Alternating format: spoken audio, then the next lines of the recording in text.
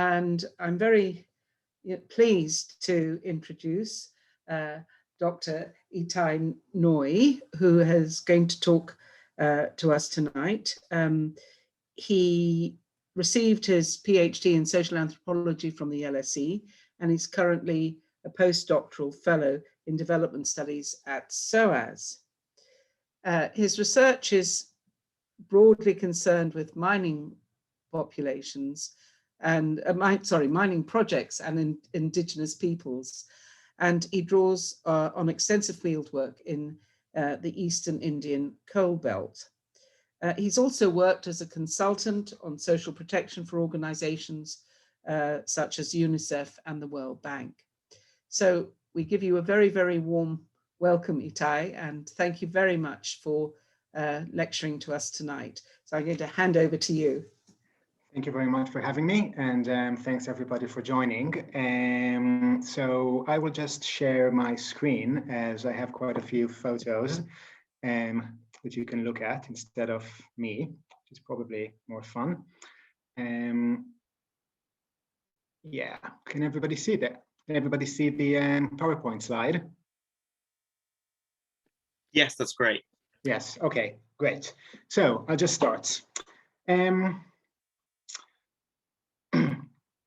Walking down the dirt lanes of the Adivasi, or indigenous village of Karampot in the eastern Indian state of Jharkhand, it's impossible to miss the sight of a few incongruous structures. Scattered among the village's many earthen and simple brick dwellings are a number of much more imposing abodes. Sizable, bright, gated concrete houses, often with a large motorbike parked in the courtyard. These glaring, relatively new disparities in living conditions are especially striking, given what scholars have long pointed to as one of the distinguishing features of Adivasi communities in Central and Eastern India, namely their egalitarianism. The increasing entry of large-scale mining and industrial projects into Adivasi areas, however, which are rich in coal and other minerals, have been giving rise to transformations that erode these communities' egalitarian features. This talk, based on 18 months of ethnographic fieldwork in Karampot, is about this process and some of its outcomes. While critics often point out how mining and concomitant expropriation of Adivasi land for this purpose lead to the pauperization of Adivasi communities, historically reliant on access to land and forest-based livelihoods, here I focus on the ways in which mining and land dispossession can give rise to new and profound forms of inequality within Adivasi society. Populated by Adivasis from the Santal tribe, one of the largest in the state, Karampot is situated next to an open-cast colliery that's run by Coal India Limited, or CIL, which is India's gargantuan state-owned mining corporation.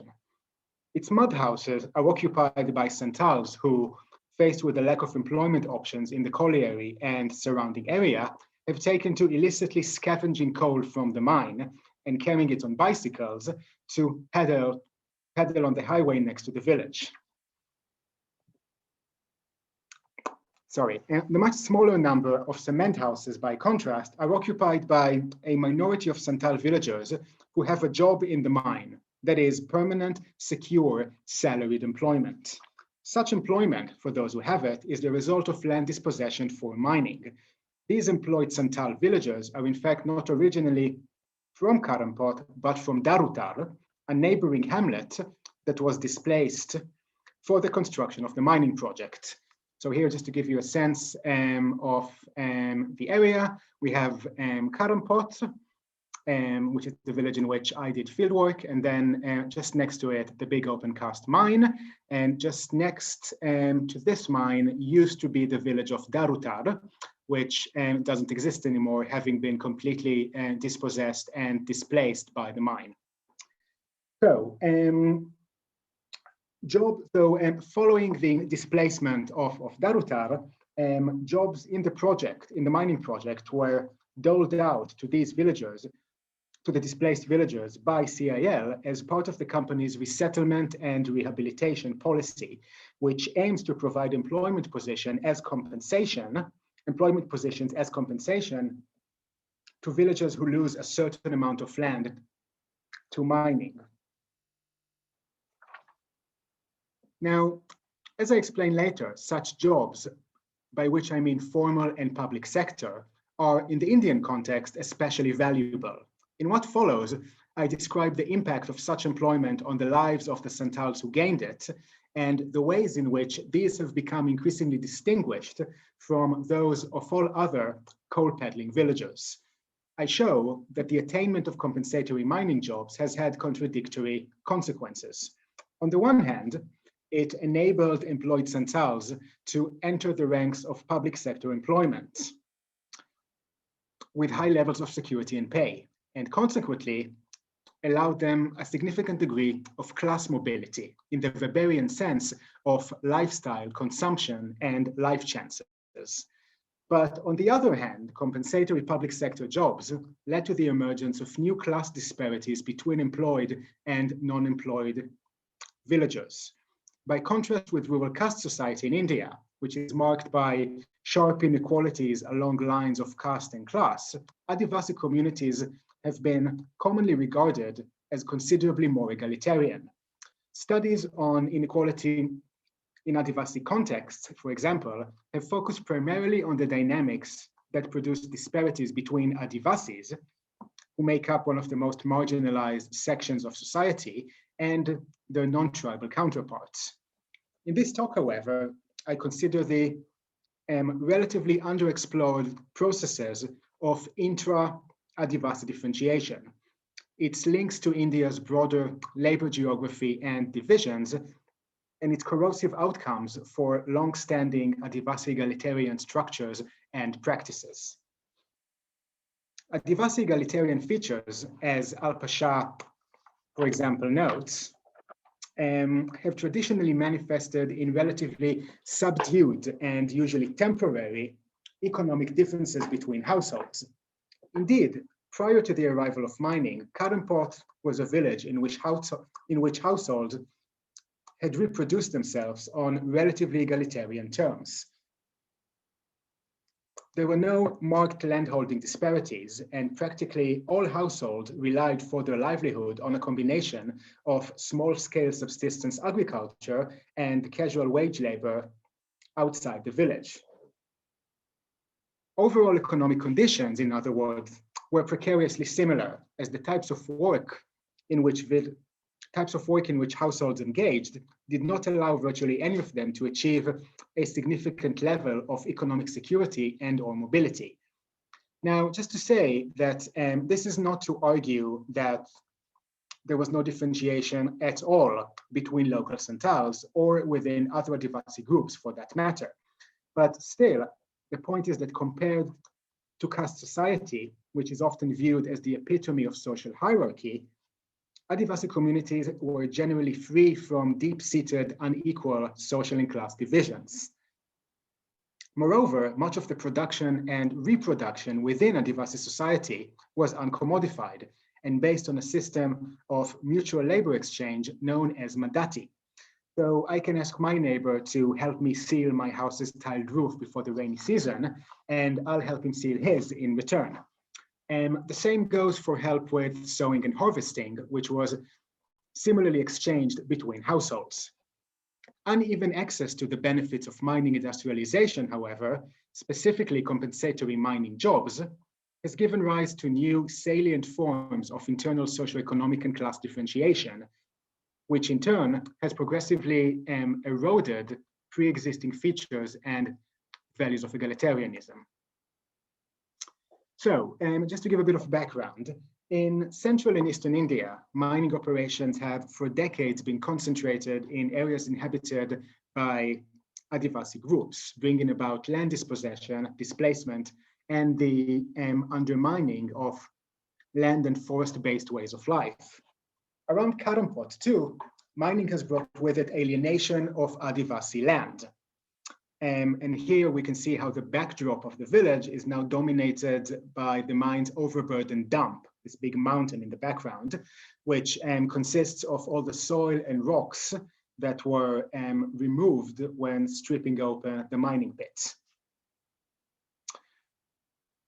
So to make room for the colliery just next to Karampot, which began construction in 1982, more than 3,000 acres of land had been acquired from 7 villages.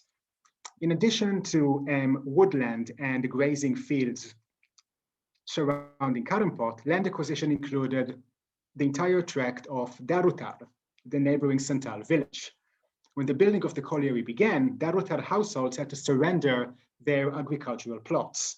And as per CIL's compensation policy, which originates in India's earlier developmentalist Nehruvian period, with its emphasis on industrial employment generation in the public sector, those villagers who lost at least 3 acres of own land were compensated with employment. And this applied to 39 of the village's 49 households at the time, who received a permanent job in the new project. Darutar's residential site, however, as well as areas of common deedless land, remained intact, and life in the village carried on until 2008. Now, in that year, it was announced that a new mining pit would be excavated on Darutar's entire remaining territory. And at first, the village's impending displacement generated protest. Soon, however, this gave way to negotiations with CIL around more compensatory jobs for the community, which was carried out by a local dominant Santal political leader. And indeed, compensatory employment was this time around not a straightforward matter, because unlike in 1982, the land that was now about to be expropriated was not private, but common. Such land has been used informally by villagers for either housing or cultivation, used for this purpose by most of the new households created in the village since the dispossession of all private land in 1982. But because this common land didn't formally belong to villagers, it didn't make them eligible for compensation from CIL, which is normally given only for legally owned land. Santals from the newly created households, nonetheless, mostly from the younger generation, were keen to also obtain CIL employment. For many of these Santals, and contrary to common narratives about land dispossession, the expansion of the colliery didn't necessarily denote the destruction of a valorized rural way of life. Rather, it presented a unique opportunity to exit the unstable conjunction of subsistence agriculture faced with demographic pressure and informal wage labor, and instead realized hopes of economic security through the possibility of a permanent formal sector job. And indeed, when considering land dispossession, we cannot simply assume that people naturally prefer to till the land. Younger Santals in particular tend to see agriculture as difficult and unrewarding, because it provides neither livelihood security nor, equally importantly, cash earnings, which is what is needed for pursuing emergent consumption and middle-class aspirations. Now, previous generations of Adivasis often saw no reason to work more than was necessary to meet their household's immediate and relatively limited consumption needs. So they didn't necessarily find the idea of full-time employment attractive, and content with village lifestyles, many in fact preferred to farm their land. Things, however, have certainly changed since. Population growth and generational land division have resulted in increasingly smaller land holdings and the attenuation of the role of land in rural household reproduction. In parallel, the gap between formal employment and informal work has vastly widened. Posts in state-owned industries in particular have become especially lucrative and competitive, and very much separated off from the sphere of informal labor. Lifestyle preferences and aspirations among Adivasis too have been shifting. Younger Santals, as I noted, are increasingly less interested in agriculture and older village ways of life, and increasingly harbor middle-class aspirations. Indeed, replacing one's mud dwelling with a concrete house, riding a motorcycle rather than a bicycle, and sending one's children to a private school, all these have become more common desires among young Santals, which require a substantial continuous income. Consequently, jobs have become a highly coveted and rare commodity. While about 92% of the workforce in India engage in different forms of precarious informal work, only about 8% have formal sector jobs. And Jonathan Perry, for example, has asserted that this divide is nowadays the most prominent within India's laboring classes. What's more, within the category of formal employment, it is public sector jobs of the kind that CIL offers that are widely considered the most secure and desirable. Those who have such jobs make up a privileged aristocracy of labor. And for local Santals, giving up land for mining is seen as essentially the only path to infiltrate this aristocracy's ranks, and consequently be able to pursue a higher status, more middle-class way of life. Indeed, the common view among my Santal informants is that nowadays, the only conceivable avenue for them to obtaining a public sector job is through compensation for dispossessed land. Gaining such employment through the standard application route doesn't seem to most local Santals like an option. Jobs normally require higher qualifications and skills than rural Adivasis usually possess. In the mining industry in particular, increased mechanization and downsizing of the permanent workforce as a result of liberalization policies have, since the 1990s, led to a significant decline in job availability, especially for less skilled laborers, such as Adivasis. Even the fact that, as a form of legally sanctioned affirmative action, a proportion of state employment posts are reserved for Adivasis doesn't provide villagers with much comfort. Despite this so-called reservation system, access to employment among most Santals in the area has remained limited. And the common belief, not necessarily unfounded, is that the lion's share of reserved posts ultimately reaches a narrow stratum of better connected urban Adivasis. Compared to such Adivasis, most local Santals don't feel they have the necessary social capital and resources to successfully compete for jobs. And indeed, many of them don't even try. Rather, the prevalent perception is that for them, the most and perhaps only feasible route to entering public sector employment is through being dispossessed of land. Now, to go back to Darutar, the only way for Darutar villagers at this point to be eligible for compensatory employment was to have the deedless land they'd been using formally registered as their own, and on this basis then claim compensation from CIL. The complex procedure of land titling was brokered over the next couple of years by the Santal political leader I mentioned earlier. He collected money from villagers gathered from years of savings and through loans from relatives to grease the palms of the relevant local state officers, and using the threat of local protests, pressured project management into finding posts in the project for all newly minted Santal landowners. In total, 62 compensatory jobs were distributed between 2012 and 14 among the 69 households that had been added to Darutar between the first stage of dispossession in 1982 and the village's displacement. While some of the Santal employees have taken up residence in the CIL housing colony, it is not far from the mine, others have relocated to Karampot, where they erected large cement houses.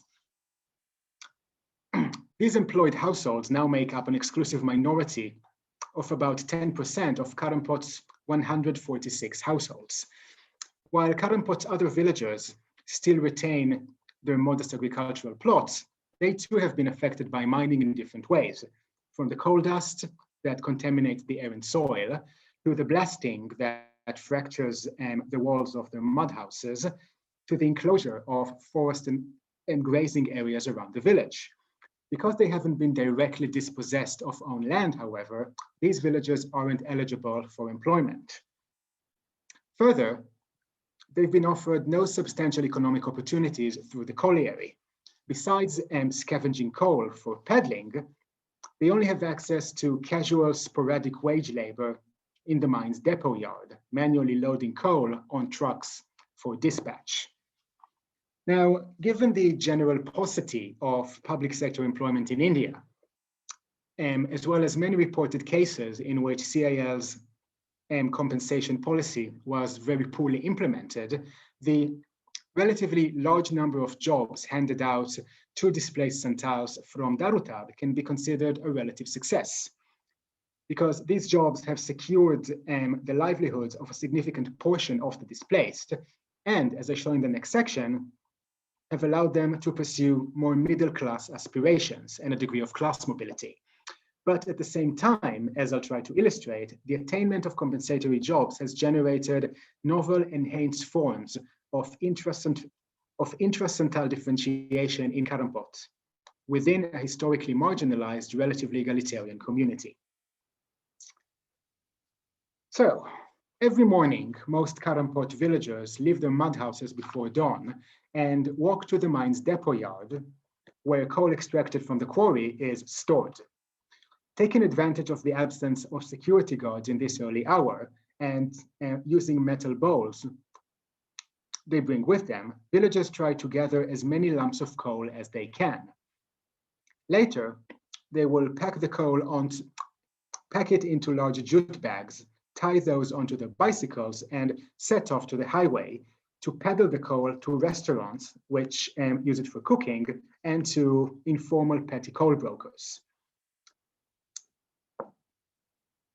On the other side of the village, Ramesh's mornings look very different indeed.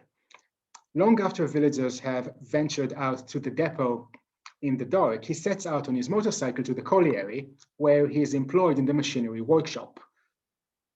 Originally from Darutar and now living in Karampot, 32-year-old Ramesh had also used to peddle coal. In 2012, however, he gained a compensatory CIL job for dispossessed land in Darutar. Like most Santals from Darutar who attained CIL jobs after the village's displacement, Ramesh works as a colliery workshop assistant in CIL's lowest unskilled employment category, which is the standard starting point for those with the compensatory job. Higher employment categories involve more skilled work and increased pay, with employees usually moving up the scale based on experience and performance. Perhaps next year, Ramesh hopes he'll be promoted to the next category and work directly under one of the workshop foremen. A number of Santals from Darutar who got their jobs around 2012 have already gained such a promotion, and some of the older generation Santal employees who'd obtained their compensatory jobs in 1982 have climbed up even further. So I know, for example, of Santals who are workshop fitters, machine operators, and drivers, and one, Ramesh's father, who is a relatively senior office clerk. Supervisory and managerial positions in the project, on the other hand, are virtually all held by higher caste non-Adivasis, often from outside the immediate area and even state, who generally have better qualifications and credentials than local Santals. So on the whole, it's true that Santal employees generally inhabit the lower echelons in CIL's employment hierarchy. Critically, however, they nonetheless enjoy the essential benefit of secure permanent work with prospects for promotion, at least up to a certain level. And this makes them strikingly more privileged than all other coal peddling villagers in Karampot, who depend on work that is not only informal, but illicit. While coal peddlers live a precarious existence, Santal employees gain from relative permanence and predictability, enabled through the job security that comes with public sector employment. And the wages too are generous and vastly superior to the earnings generated through peddling coal. These wages are also accompanied not only by benefits like free healthcare for the entire family and biennial holiday travel to an Indian destination of one's choice, but also an array of financial allowances and extra pay that in effect more than double employed Santal's income. After deducting pension, gratuity, and provident fund contributions, we're left with about 26,000 rupees, a figure that would pass the muster as income for middle-class professionals in an average Indian town. Now, these salaries also permit employed Santals to invest in side businesses, which further boost their income. Ramesh, for instance, has set up a small general store in the front room of his house, selling snacks, soap, and other basics, while another Santal employee, whom I know, runs a rice hulling shop by the highway using a large electric husker that he purchased. Santal employees' high income, it should be added, is earned for work that's in fact not always very demanding, certainly much less so than the back-breaking labor of peddling coal. On most days, for example, after signing in the workshop in the morning, Ramesh promptly heads to the nearby tea shop to have a cup of chai and chat with other workshop workers. Work in the workshop is mostly intermittent and based on ad hoc machinery repair needs, so that Ramesh is actually not continuously needed on site and can often even leave for a while and go run personal errands. Indeed, jobs in the mining project are not only lucrative, but typically involve a loose schedule and relaxed timekeeping with generous intervals of free time. Now, in the eyes of my coal peddling interlocutors, those who have mining jobs are forward people, which is how, using the English word, they often refer to serial employed Santals. What are then the different components of this so-called forwardness? To begin with, the relatively ostentatious cement houses that a good number of employed Santals have erected in Karampot are startlingly distinct from the earthen houses of their neighbors in material, size, color, and overall grandeur. Other distinction markers and consumption patterns have also emerged, which reflect employed Santals' pursuit of middle-class aspirations.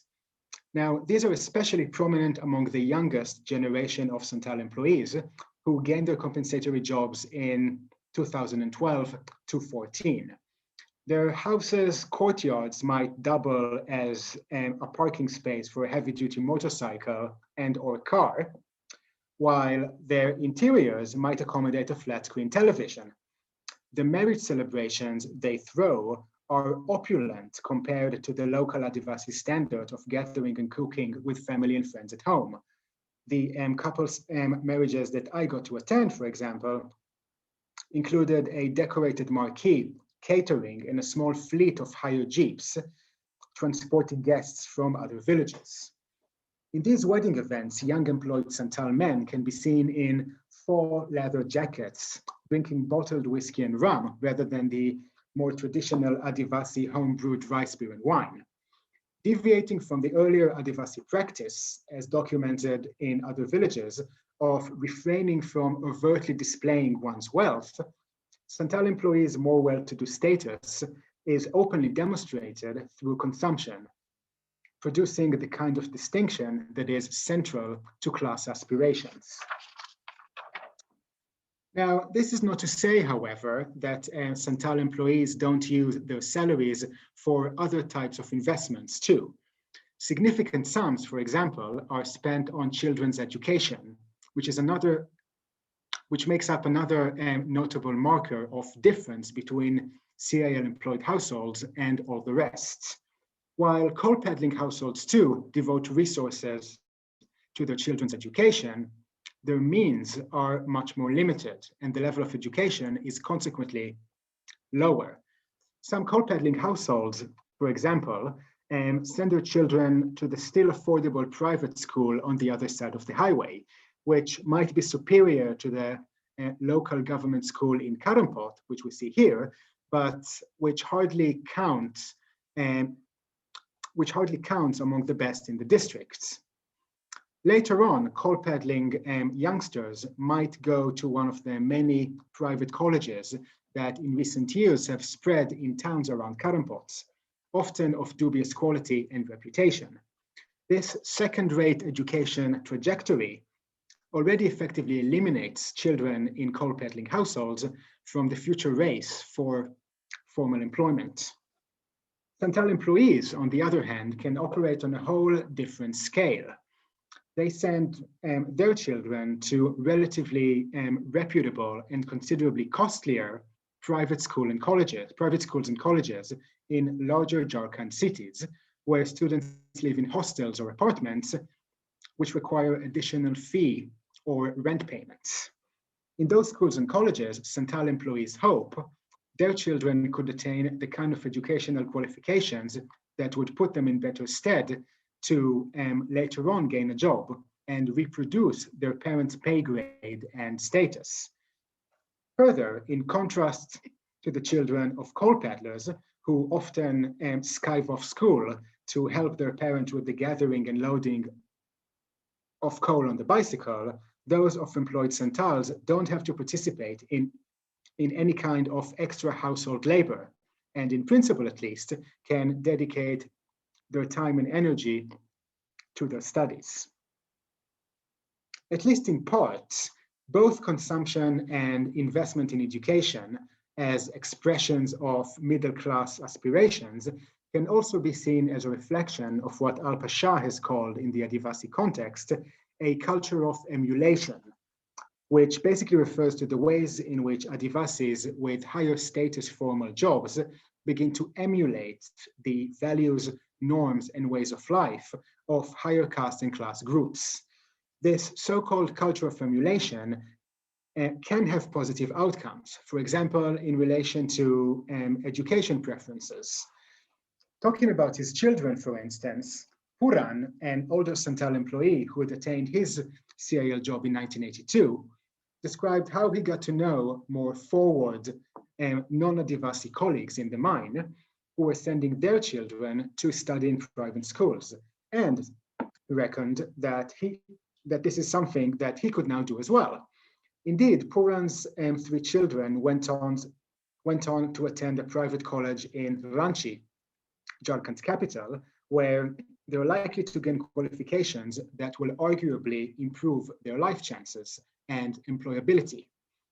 The daughter of another employed Santal from the 1982 cohort has completed a BA in accounting and has a job interview lined up in a local bank. And the son of yet another has gained a diploma in electronic engineering and is now preparing to take the exams for entry into the civil service. Indeed, a good number of the children of this cohort of Santal employees seem to be largely en route to reproducing the employment status of their fathers. But at the same time, employed Santal's culture of emulation is creating new divisions and class hierarchies within the community. Better off Santals are increasingly moving towards becoming a local Adivasi petty bourgeoisie and are distinguishing themselves from poorer community members who depend on precarious informal labor. Higher class emulation has manifested locally across a range of practices, from preference for branded alcohol over homemade liquor, to travel by motorbike, to extensive wedding celebrations, while signs of such tendencies can also be seen among younger Santal coal peddlers and also reflect wider generational shifts. It's among Santal employees that these tendencies are the most developed and conspicuous. On the one hand, then, new employment opportunities in mining have allowed some Santals to access new, more middle-class spheres, for example, in education and lifestyles, and lifestyle that had previously been largely closed to them. But on the other hand, they have acted to foster new, deeper inequalities within Santal society, as well as within Santal families. Indeed, class differentiation has emerged not only between households, but also within them. Ramesh and his nuclear family, for example, live on the same compound as his two younger non-employed siblings and theirs. As the elder employed brother, Ramesh provides different kinds of financial support to his siblings. He's made a contribution to the wedding party of one and pays the private school fees for the two young children of the other. This kind of intra-household redistribution is perceived in terms of a moral responsibility by the employed brother to his close kin. But at the same time, divergences within the household cannot be missed. Ramesh and his non-employed siblings, for instance, live under two literally very different roofs. Adjoining the same central courtyard, Ramesh's siblings occupy a mud house, whereas Ramesh, his wife, and baby boy inhabit a newly built cement structure with a flat screen television and speaker system. Such disparities, as I know from other similar households, can become a source of tension and rancor, mostly around the extent of economic support that the employed brother is ought to provide. In the end, unlike land, a serial job is ultimately an individual entitlement. And as Ramesh's mother once remarked, one employed brother can't take care of his siblings forever.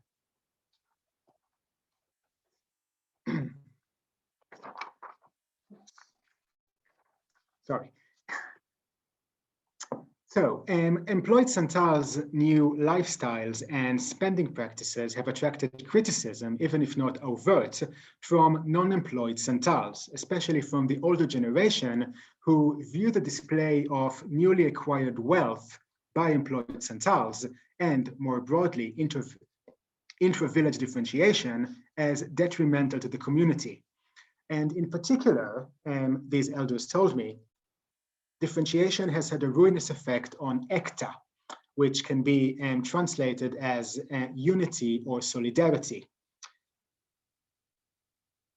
Siamlal, for example, an older Santal from a coal paddling household, described how before the days of mining jobs, marriages in the village had been celebrated as modest down-home affairs with home-cooked food and simple gifts. The comparatively swanky wedding celebrations thrown by CIL-employed Santals are, in his view, wasteful and unnecessary, intended mainly to impress and flaunt these Santals' new status as forward people in the village. Such material display of prosperity for Siamlal is not only prodigal, but also divisive. Display of wealth easily generates resentment among the worse off, who feel left behind in terms of upward mobility and lifestyle, compared to employed Santals. For example, non-employed villagers experience a sense of marginalization. For instance, for not being able to offer their own wedding guests what their well-to-do neighbors can, and consequently can feel compelled to spend beyond their means in order to catch up.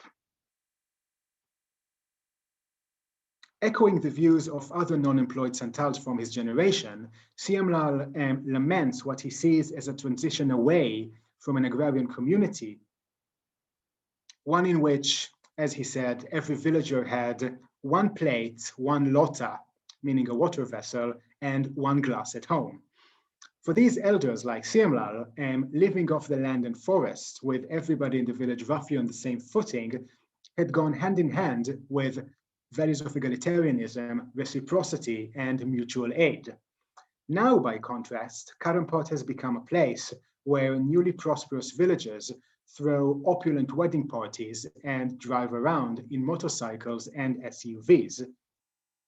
No longer adhering to the Adivasi egalitarian consumption ethic previously documented by anthropologists like Alfred Gell, whereby status display through conspicuous consumption was not something to aspire to. Instead of using their money to help other villagers or develop the community, Siamlal said, employed Santals fritter it away on material goods to satisfy their own status desires. Other Santals too often employed memories of the past to comment on growing local inequalities and a shifting moral order.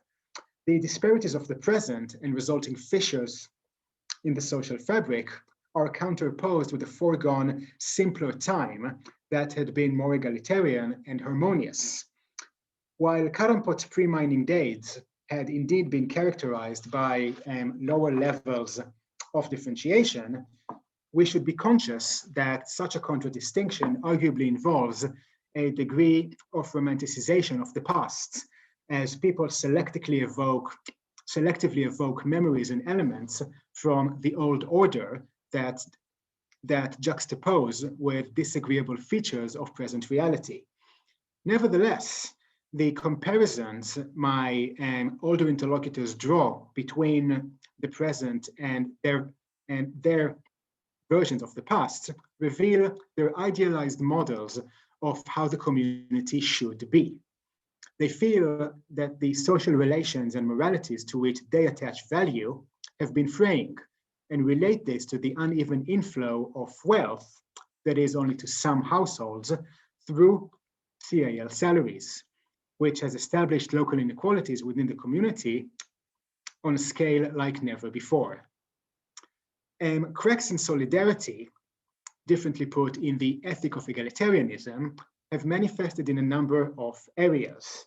One of these, to which I turn now, is Madati, the Adivasi custom of voluntary labor exchange between households, whose decline in Karampot provides one concrete example of the effect of internal differentiation.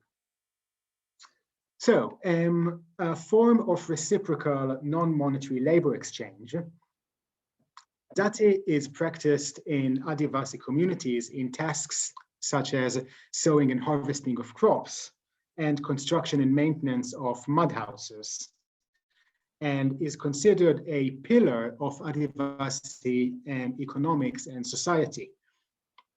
Now, in Karampot, while Madati still takes place, it has been losing prominence in favor of other monetary types of labor relations. In agriculture, for example, Madati is now, in fact, the least common labor practice. In-kind payment with rice crop is the most prevalent, followed by payment in cash, which is a relatively new phenomenon in the village. A few decades ago, older villagers recounted, Madati in agriculture had been the norm. At the end of the workday, the owner of the field that had been jointly sown or harvested would serve local wine or rice beer and sometimes a meal to all laborers who would drink and dine together. Now, however, much more of this kind of work is done for a wage, and Madati has become much less widespread. In work on mud houses too, for example, repairing or sealing the tiled roofs, especially before the rainy season, the use of Madati has been waning, while paid labor has become much more common. Several interlocutors recalled that only a few years ago, this kind of work had taken place in their house through labor exchange. More recently, though, they had to pay to have their house's roof sealed, either to people from the village or to hired labor from outside of it. As one of the older coal peddlers said, it's nowadays difficult to find even one person who's willing to help with something like this. Nobody wants to work for free. Even to help you push the coal on your bicycle up the slopes in the village, friends and relatives will ask for a portion of the earnings. The decline of Madati and spread of cash payments seem to be an almost inevitable corollary of internal economic differentiation. It's mostly CAL employed Santals who have started offering cash payments to non-employed Santals. for different kinds of work, not only agricultural in employed Santals vegetable patches, but sometimes also repair and renovation work in their cement houses.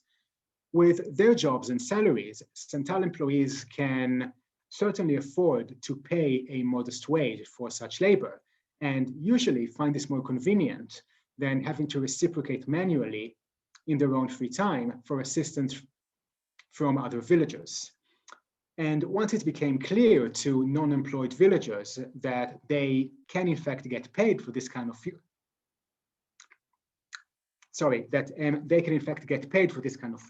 work, they themselves have become generally more reluctant to do it without pay.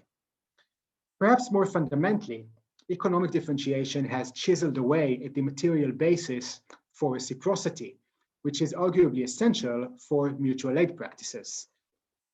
Coal peddlers and employed Santals now display radically different types of housing, financial capabilities, and needs. While the former inhabit mud structures with leaking clay-tiled roofs in need of regular refitting, the latter occupy sturdy cement structures. While the former have limited financial resources, which drives them to engage in labor exchange, the latter do have the financial wherewithal to pay, which can contribute to a preference to higher labor. Such differentiation has basically pulled the rug from under the material foundation for reciprocity and mutuality, which many of my interlocutors feel had been crucial not only for household reproduction, but more generally for social cohesion. As a retired Santal employee put it, with Madati, people had relationships, a sense of togetherness. Now, nobody will work without getting paid. After the work, instead of eating and drinking together, people just take the money and go.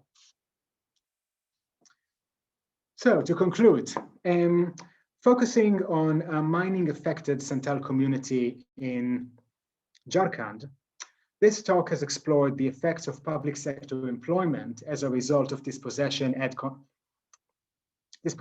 compensation on the lives of employed Santals and the community more broadly. It has shown how the attainment of public sector mining jobs has allowed these Santals locally unprecedented levels of income and economic security, and has resulted among them in amplified consumption patterns and improved education opportunities and life chances for children. In parallel, however, compensatory public sector jobs have generated novel, starker forms of inequality within Santal society, as well as in employed Santal's own households. These new inequalities, it should be stressed, are not simply an accentuation of pre-existing, hitherto more muted disparities, but rather because formal and especially public sector employment in India represents such a sharp break in the labor ladder, mining jobs in Karampot have produced inequalities of a different qualitative order and resulted not merely in socioeconomic stratification, but indeed in class differentiation that challenges common views of Adivasi communities as bastions of egalitarianism. I've also shown in this context how class disparities in Karampot have been undermining some of the manifestations of Adivasi egalitarian ethic. For instance, labor exchange. Such practices and values are valorized in particular by the older generation, who lament their erosion through processes of individualization and differentiation. These processes are linked with the political economy of mining that engulfs the community, which in tandem with the dire scarcity of secure employment has set the ground for a markedly unequal attainment by villagers of economic and class mobility opportunities, and has chipped away at long-held Adivasi egalitarian structures. That's it, thank you. I think you're still muted, Alison.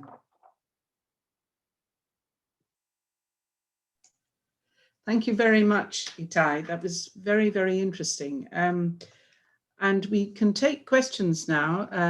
If you would like to put questions on the the chat icon below. That would be really helpful, and I'll be able to read them out to Itay. But I've just got a few questions just to start off Sure. with, if that's okay. Correct. I was just wondering, I mean, I found it very interesting where you have these households who are, you know, given jobs because they've been dispossessed from their land. Mm-hmm. Does that do the jobs carry on from one generation to another in the same family? No, they don't. They don't. Oh. So yeah, it's a one-off in that sense. Okay. If a person passes away while on duty, then one of their children will probably get the job instead. So there is that kind of arrangement. But basically, a job is only for one generation, which for people who still wish to hold on to land is basically an argument for the superiority of land over employment when it comes down to it. So did you have any cases where people's sort of material wealth, you know, after somebody died, would decline and they go back again to the coal peddling, or? That's difficult to say because it actually, it hasn't been that many years since people got their jobs. So even most of the people who got their jobs in the first round of dispossession in 1982 still have those jobs. And so it will require a bit more time to really see what happens in the next generations. But I try to illustrate that the children of those households do seem to get a much better education and might potentially be able to reproduce the class status of their parents. But this indeed remains to be seen. Mm-hmm. And I just want, I mean, it's such a great differentiation, you know, cutting a rift, in fact, through the community. I mean, that's the picture I seem to get. I mean, with that, I would imagine that there must be quite a degree of resentment. I mean, and I wondered how you talked, you know, about them, you know, harking back and missing the qualities of Medati and all of that. But are there any other ways that resentment of this manifests itself in the community? Well, or are they just resigned to it? I think people are, well, it's tricky because a lot of the people who actually resent employed villagers would actually like to have a job as well. So people both resent, but also kind of identify or aspire to reach the same place. And it's really mostly the older village elders who have a better memory of how things used to be, even if it's a partly selective memory that, at least in conversations with me, really kind of ranted on the situation in the village at present. But I don't think that these things are done very openly. But if you ask people, they will probably say something about it. But it's not really something that people share overtly. Okay. It's a kind of sense you get when you really have different conversations with different people and ask them, and basically what they think about the situation of the village currently and the way that things have been developing. Thank you. I'm just seeing if there are any questions on the chat. We have nothing, right? I have another question, just hopefully. So sorry, I don't mean to be hogging the limelight, everybody. If you do have a question, please make it. I was just wondering as well, the degree of interaction between the non-Adivasi people who work in the mine with the people in the village. Or is it very separate? Do they commute in? Or I was just quite interested that this is very much a sort of an enclosed Adivasi community. It is, yeah. And so it's a predominantly Santal Adivasi community. It does have a smaller number of households, which I didn't really talk about in this paper that belong to other Adivasis and other lower caste groups. And they have a different story, and those are households that actually migrated to the village some generations ago to work in the private coal mines that had operated back then in the area. In terms of non-Adivasi people in the mine, where you do get interactions between non-Adivasi workers and Adivasis is on the shop floor, basically. So those Adivasis who work in the mine do interact with non-Adivasi employees. And that's also where they become exposed to some higher class, higher caste, non-Adivasi values and customs. And another place where this is happening is in the CIL housing colony, which is not the village. It's a settlement colony, basically, where some of the employed Santals from Darutar have moved to, and also many non-Adivasi mining employees live. So it's those two sites where there is actually quite a bit of interaction between these two groups. Okay. Oh, well, right. Let's just see if there's any more. No questions. Well, I wonder how long the mine will last, because I mean these things have a shelf life. Exactly. Yeah. Sort of come in, change everything, and then everyone's going to collapse down it.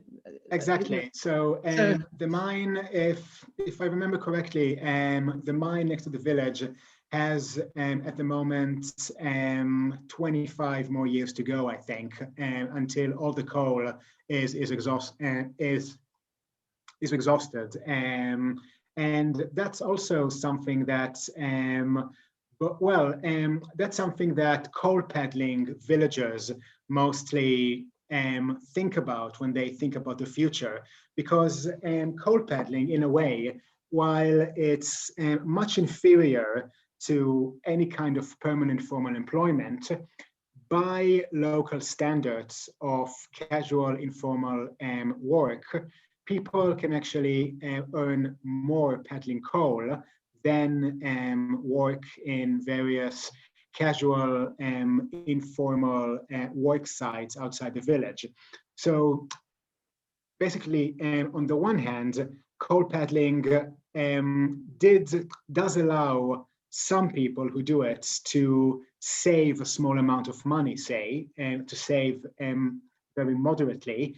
But at the same time, coal peddlers are very much aware of the fact that this won't be there forever, and that peddling coal is, in the end, a very unsustainable form of work. So people don't really think this far. It's maybe in the back of their minds. So coal, won't finish tomorrow. So people can still live the now, as it were. But this does coexist with longer term insecurity about what their children might do if they're not able to peddle coal in 20 years' time. No, it's a sort of very unstable, you can see the problems sort of looming, in the future. Which and it's very difficult to see the way forward. And can I just add something? I see Ronan's question following up. You saw Ronan's question. Sorry. Yeah, just to say that in terms of what might happen once the coal is mined out, yeah, it's very difficult to say, because I mean those people who have jobs now might actually be able to entrench their position as a higher class Adivasi, and might be able to give their children the kind of education that might allow them to then transition not into mining work, but maybe other kinds of formal employment. But I think it's very interesting because because I think that one thing that I really noticed when doing this research is the extent to which people's lives and livelihoods have become so entangled with the political economy of mining. And there's a lot of talk at the moment about sustainability, of course, and climate change, and the urgent need for low carbon transitions, right? Away from coal. But I think that looking at communities like in Karampot really complicate things in a way, because we see how the extent to which communities in these coal mining areas can really become very indissolubly bound up with mining, very livelihoods, mobility, and survival, which basically reveals some of the tension that's inherent in debates about low carbon transitions, just as a footnote. Thank you. We have a question here. How much resistance did you face in your research? Yeah, resistance, it's actually a really interesting question. And I do have another paper in which I talk almost only about resistance, or better put, about the lack of resistance. There is a lot of literature and circulating narratives about rural resistance, and especially indigenous resistance to mining and land dispossession. And I think that that the case study that I found in Karampot also complicates those narratives, because apart from a very short-lived protest movement in Darutar, just after the village's displacement was announced, there has been no significant form of protest in relation to the colliery. And this is, I think, the result of a few things. First of all, people actually want mining jobs, even if it means giving away land. So, and then those people who actually got jobs, it's not really longer in their interest to engage in any kind of serious political agitation against mine and risk their own position. So in addition to socioeconomic and class differentiation, there's also been a process of political differentiation, in a sense, or a fragmentation of political solidarities. Coal peddlers, for example, are very much disgruntled with the mine, and basically with the fact that they didn't receive anything. But it's very difficult for them to translate this disaffection into any kind of significant protest, because the kinds of labor and political solidarities that might contribute to this kind of mobilization have really been attenuated through these processes of internal differentiation that I was describing. Okay. That answers your question. Yeah. I mean, you mentioned about the man buying the rice milling machine. Yeah. So there's some elements of diversification to you know, generate income of some kind. I don't know how much it would generate, but you know, that I thought that was quite interesting. You know. And also, just to add, if I may, further on the issue of resistance, just to say that, so I mentioned how the process of distributing compensatory jobs was brokered through a local central political leader. And I didn't really go into it in this paper, but I do in another. This figure was actually really, really key to the whole process of compensatory job distribution. And again, I think his story is an interesting one. Is affiliated with a really dominant regional political party that has a long and very vigorous history of protest in the area. And this kind of guy is, in a way, the person that you'd expect to mobilize communities against mining companies. But instead, what this local political leader did was taking on the role of broker between villagers and mining management, and basically brokering the process of people getting jobs, and thereby in the process also cementing his own political power, so that in a way also doesn't really have, and it's not really in his interest either to mount any kind of significant mobilization against the mine. So there's quite a complicated, murky political dynamic here that really, I think, complicates more straightforward narratives of Adivasi or indigenous resistance to mining and other dispossessing projects. I mean, was the mine very receptive to your research? Did the mine? Yeah, I was actually quite nervous about that before I started snooping around in the mine. But people were actually, quite receptive. I mean, sometimes it has to do with how you present what you're doing.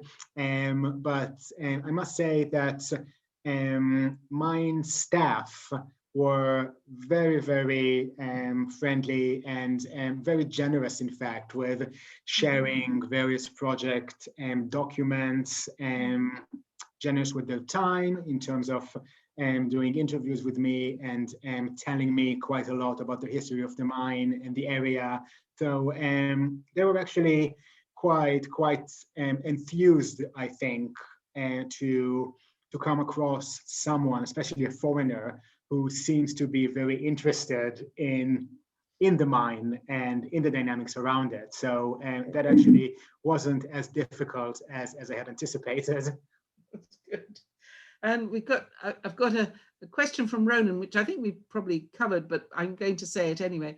Is there any lasting infrastructure that might set the community up well for alternative development in the future? Yeah, not at all, unfortunately. I mean, and that's something that people often complain about. CIL employees, for example, have access to free healthcare in CIL hospitals. But what non-employed villagers complain about, for example, is that the mining company has not contributed to building any kind of local clinics, better schools, anything that might benefit the community more generally, instead of only benefiting those people who are employed in the mine.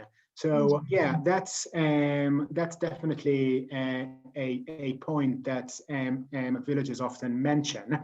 And again, people often complain about all the pollution from the mine, which they say has had an adverse impact on agriculture around the mine. And they might be right, as mining pollution has been found to adversely impact ground table water levels and the quality of water. So yeah, there are in theory a few so-called CSR schemes and corporate social responsibility schemes run by the mining company, but in practice, but they might be in certain selected areas. I'm not saying that there isn't anything, but there certainly isn't much at all in the area that I'm familiar with in terms of investing in any kind of infrastructure